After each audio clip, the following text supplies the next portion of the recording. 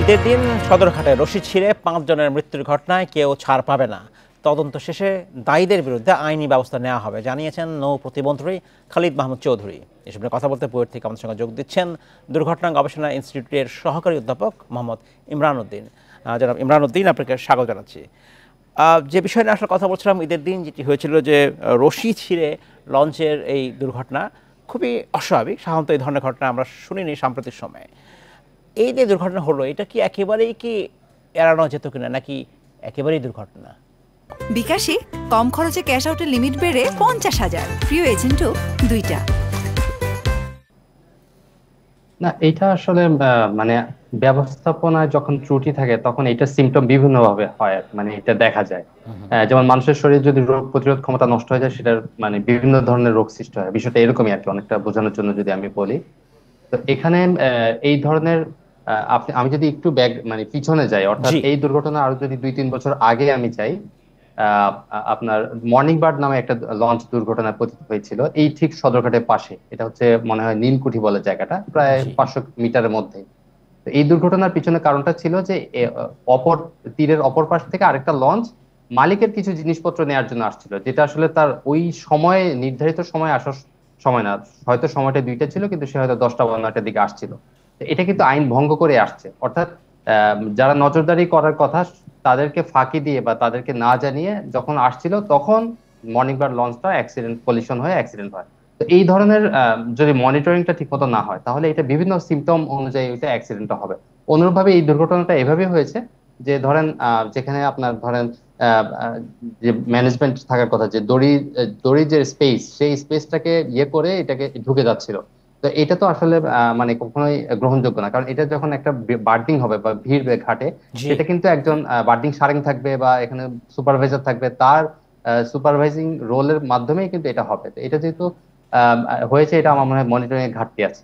আর একটা রোপের মধ্যে, দড়ির মধ্যে প্রচন্ড রকম এনার্জি স্টোর করা থাকে। এটা যখন আমরা এটা বুঝতে পারি না সহজে, খালি চোখে এটা দেখা যায় না, জি। কিন্তু এটা ইঞ্জিনিয়ারিং যারা নলেজ রাখেন তারা বুঝতে পারবেন যে একটা পুরো জাহাজকে এটা আটকে ধরে রাখে, এটা প্রচন্ড রকম এনার্জি। এটা যে কোনো মানুষই মানে মরতে বাধ্য হয়। তো এটা ওই হিসেবে অস্বাভাবিক কিছু না, কিন্তু এখানে ম্যানেজমেন্টের ত্রুটি আছে। মৃত্যুটা অস্বাভাবিক না, কিন্তু ম্যানেজমেন্টের ত্রুটি আছে। প্রতিমন্ত্রী যথার্থই বলছেন যে তদন্ত শেষে দায়ীদের বিরুদ্ধে ব্যবস্থা নেওয়া হবে। এই ব্যবস্থা যদি সত্যিকার অর্থে না নেওয়া হয়, তাহলে হয়তো এই ধরনের ঘটনা আবারও হবে, পুনরাবৃত্তি হবে। সেক্ষেত্রে আপনি ব্যবস্থাপনার কথা বলছেন, ব্যবস্থাপনা ত্রুটির কথা বলছেন, সেই বিষয়গুলো আসলে কেন সদরঘাটে এটা হচ্ছে? আর কি আছে ত্রুটি থাকতে পারে বলে আপনি মনে করেন? কারিগরি কোনো ত্রুটি দেখেন আপনি এই ঘটনায়? দেখুন, আমাদের দেশে যে মানে সদরঘাটের যে লঞ্চটা, আমি যদি স্পেসিফিক্যালি বলি, এখানে হচ্ছে নোজ বার্ডিং হয়, অর্থাৎ জাহাজ ঠিক সামনে এসে এটা বার্ডিং করে। এবং আপনার যে দড়িগুলো বাঁধা থাকে, এটা হচ্ছে একদম স্ট্রেট ফরওয়ার্ড সোজা বাঁধা থাকে। জি। এটা একটু ঝুঁকি তৈরি করে, কিন্তু সবচেয়ে সেফেস্ট প্র্যাকটিস হচ্ছে একটা আড়াআড়ি ভাবে যদি লঞ্চটা এখানে ভিড়ে, যেটা আমরা গ্লোবাল প্র্যাকটিস হিসেবে দেখি সাধারণত। কিন্তু সেটা এখানে হচ্ছে না, যেহেতু স্পেসের একটা কনস্ট্যান্ট।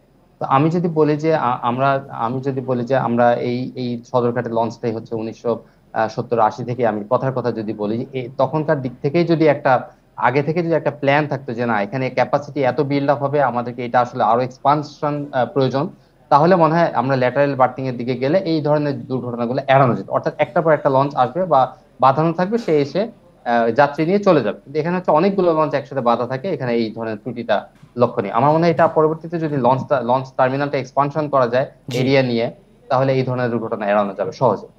এমনি সার্বিকভাবে আমি যদি জানতে চাই আপনার কাছে, সদরঘাটের লঞ্চ যে টার্মিনাল, সেইখানকার ব্যবস্থাপনা কতটা ভালো, কতটা সময়ের সাথে পরিবর্তন হয়েছে?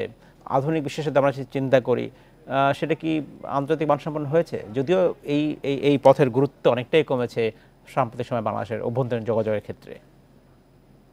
না, আমাদের এখানে নৌপথের গুরুত্ব কমেছে, এটা আসলে মানে নৌপথে আমাদের যেহেতু নদীমাতৃক দেশ, জি। সেই হয়তো ডিমান্ডটা একটু কমে আসছে, কিন্তু আমরা যে সেফ মানে এটা যে সঠিকভাবে ব্যবহার, সেটা থেকে অনেক দূরে আছি। আপনি দেখবেন যে আপনি যদি ইউরোপের বিভিন্ন দেশে যান, তারা কিন্তু এখনো ইনল্যান্ড ওয়াটার ট্রান্সপোর্ট ইউজ করে।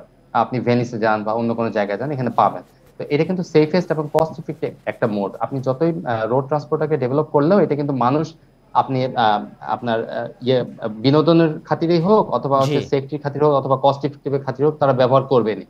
তো সেই সেই যুক্তি দিয়ে আপনি ওয়াটারওয়েটার মানে আমি আপনার কথা বলছি না, আমি বোঝাতে চাচ্ছি যে সেই যুক্তি দিয়ে নিরাপত্তাটাকে অবজ্ঞা করার কোনো অবকাশ নেই।